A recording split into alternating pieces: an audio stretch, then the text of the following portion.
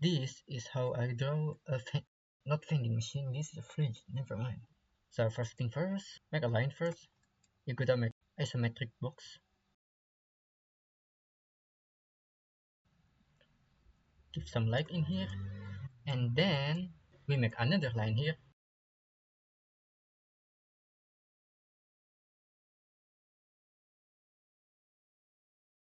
Add some lighter color here. Add some darker color in here for the handle. And congratulations, you just made a simple fridge. You can add more by, I don't know, something like this. Like this. You also can make it more rounded.